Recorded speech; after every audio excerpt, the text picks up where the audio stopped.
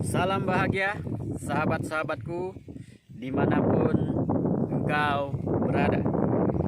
Saya berharap saudara semuanya ada di dalam kasih karunia Tuhan. Hari ini saya mau men-sharingkan sebuah tema, yaitu marah. Saya yakin bahwa setiap kita pernah marah. Karena sebagai manusia yang memiliki emosi, maka marah adalah sesuatu yang sudah melekat pada kemanusiaan kita. Masalah marah itu sudah menjadi bagian dari diri seorang manusia. Tetapi marah itu cukup membingungkan kita kalau kita membaca kitab suci dalam Alkitab. Karena ketika kita melihat Alkitab, ada ayat-ayat tertentu yang kesannya tidak boleh marah. Tetapi juga kalau kita melihat bagian-bagian lain, bahkan kalau kita melihat tokoh-tokoh Alkitab seperti tokoh besar Musa, bahkan Yesus sendiri pun, mereka pun marah. Dan kemarahan mereka pun adalah kemarahan yang tidak main-main. Misalnya saya ambil contoh tentang kesan yang tidak boleh marah misalnya. Di dalam Matius pasal yang ke-5 ayat 22, Tuhan Yesus berkata, siapa yang marah terhadap saudaranya akan dihukum. Bahkan di dalam Galatia pasal 5 ayat 20, justru marah itu adalah tanda bahwa seseorang hidup mengikuti perbuatan daging. Lalu di sisi yang lain, kita juga membaca ada ayat-ayat Alkitab yang menunjukkan bahwa marah itu diperbolehkan. Dan justru tokoh-tokoh seperti Musa, seperti Yesus Kristus Tuhan kita, itu pun marah. Misalnya di dalam Keluaran pasal 11 ayat 8 berkata, lalu Musa meninggalkan Firaun dengan marah yang bernyala-nyala. Di dalam Keluaran 32 ayat 19 juga berkata, maka bangkitlah amarah Musa, dilemparkan nyala kedua loh itu dari tangannya dan dipecahkannya pada kaki gunung itu.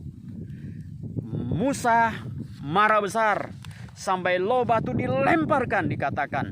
Dan masih banyak ayat yang lain yang berbicara tentang tokoh-tokoh Alkitab yang marah. Musa marah, demikian juga dengan Tuhan Yesus dalam Yohanes pasal yang kedua ayat 13 sampai 15 dikatakan bahwa Yesus marah besar. Dia membuat cambuk, dia mengusir orang-orang yang berjualan di bait suci, dan meja-meja para pedagang di bait suci dijungkir balikan oleh Yesus. Yesus marah besar di situ. Saudara sekalian, bolehkah kita marah?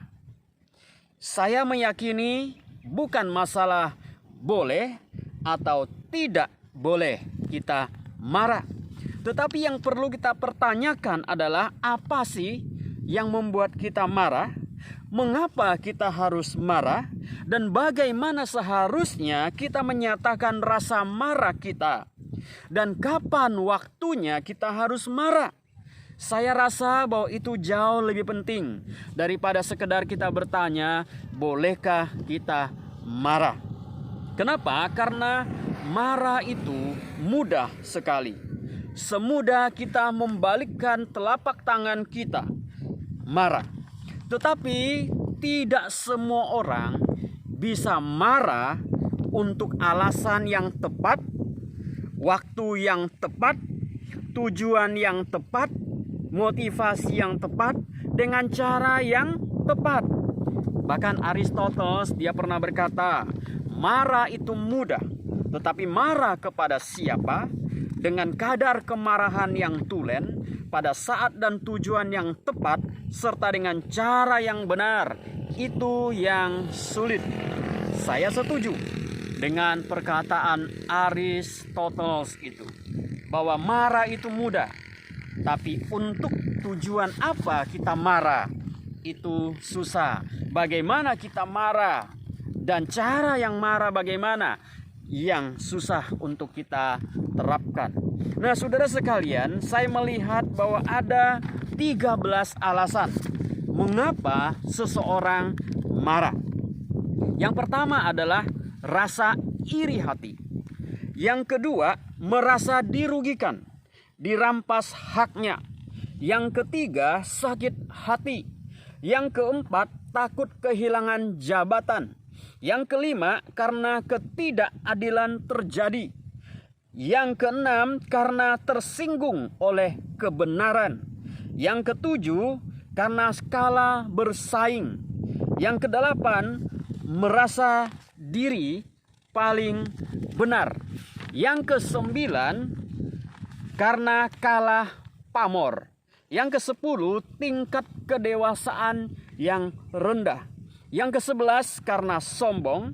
Yang ke-12 karena darah tinggi dan gangguan emosi lainnya. Dan yang ke-13 adalah karena kesalahan dan kemunafikan orang itu terbongkar sehingga dia menjadi marah. Nah, saudara, kalau kita perhatikan dari 13 alasan itu, orang marah, maka seseorang menjadi marah lebih karena masalah yang berkaitan dengan egonya sendiri, berkaitan dengan kepentingannya sendiri, berkaitan dengan harga dirinya sendiri, berkaitan dengan urusan dirinya sendiri, bukan karena kebenaran. Itulah bedanya kita marah, manusia marah, dengan kemarahan yang diungkapkan baik oleh Tuhan Yesus maupun oleh Musa. Nah, kalau begitu bagaimana seharusnya kita marah? Bagaimana seharusnya sikap kita terhadap marah? Saudara sekalian, paling tidak ada 4 alasan di dalam kita mengungkapkan rasa marah kita. Yang pertama adalah perhatikan kemarahan Musa dan kemarahan Tuhan Yesus. Baik Musa maupun Tuhan Yesus, mereka marah karena umat yang dipimpinnya tidak mentaati perintah Tuhan. Musa marah karena umat Tuhan menyembah berhala berupa lembu emas. Musa tidak marah untuk urusan-urusan yang berkaitan dengan ego dan kepentingan dirinya. Tetapi Musa marah karena umat Tuhan melawan Tuhan. Umat Tuhan melanggar perintah Tuhan. Maka Musa marah besar. Tuhan Yesus juga sama. Dia marah karena bait suci telah dijadikan sebagai sarang penyamun, tempat mencari keuntungan. Dan Tuhan Yesus pun tidak sembarang marah. Dia marah kepada orang yang sok benar dan sok rohani, semacam orang Farisi, ahli-ahli Taurat, imam-imam kepala. Yesus tidak sembarang marah, tetapi dia marah demi karena kebenaran. Dia marah untuk kebenaran. Dia marah karena orang melawan kebenaran Tuhan. Dia marah kepada orang yang merasa dirinya paling benar dan yang sebenarnya jauh dari kata benar. Perhatikan, mereka marah. Nah, kalau kita marah bagaimana?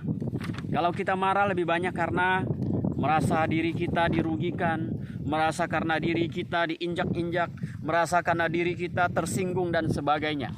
Tapi berbeda kemarahan kita dengan kemarahan Musa maupun kemarahan Tuhan Yesus. Yang kedua, marahlah tetapi jangan berbuat dosa. Mazmur 4 ayat 5 berkata, biarlah kamu marah, tapi janganlah berbuat dosa. Berkata-katalah dalam hatimu di tempat tidurmu, tetapi tetaplah diam. Bukan masalah boleh marah atau tidak boleh marah, tapi harus kita pikirkan bagaimana kita marah tanpa berbuat dosa, menimbulkan dosa. Karena seringkali terjadi ketika kita marah, kita biasanya mendatangkan dosa, melukai hati orang, melukai hati sesama dengan perkataan yang keras, pedas, dan menyakitkan. Nah, pemazmur berkata, marahlah, tapi jangan berbuat dosa. Yang ketiga, jangan menyimpan amarah dalam hati. Efesus pasal 4 ayat 26-27 berkata, apabila kamu menjadi marah, janganlah kamu berbuat dosa. Janganlah matahari terbenam sebelum padam amarahmu, dan janganlah beri kesempatan kepada iblis. Jangan menyimpan amarah di dalam hati, karena ketika kita simpan di dalam hati, itu menjadi kebencian. Ketika kebencian itu tersenggol sedikit, maka itu akan menjadi emosi yang meledak-ledak dan kemudian kemarahan yang besar. Yang keempat, yang terakhir, jangan jadi pemarah dan suka marah. Pengkhotbah 7 ayat 9 berkata, janganlah lekas-lekas marah dalam hati, karena amarah menetap dalam dada orang bodoh. Orang yang sedikit-sedikit marah, Alkitab berkata itu ada orang bodoh. Orang bodoh mengungkapkan emosinya dengan begitu cepat, begitu instan. Tetapi sebagai seorang yang dewasa, tentu kita harus mengontrol emosi kita di dalam kita mengungkapkan marah kita. Dan alangkah baiknya kalau kita memang ingin marah, tapi sampaikan dengan baik, sampaikan dengan bijak, supaya kita tidak perlu marah, tapi menyampaikan sesuatu dengan baik. Saudara sekalian, mari kita belajar menjadi bijak. Mari kita belajar mengungkapkan rasa marah dengan bijak. Berdoa kepada Tuhan supaya ketika kita marah untuk tujuan yang benar, kita marah dengan cara yang benar, kita marah dari motivasi hati kita yang mengasihi, kita marah karena kita mencintai kebenaran, bukan karena ego kita. Kiranya Tuhan memberkati saudara sekalian. Amin.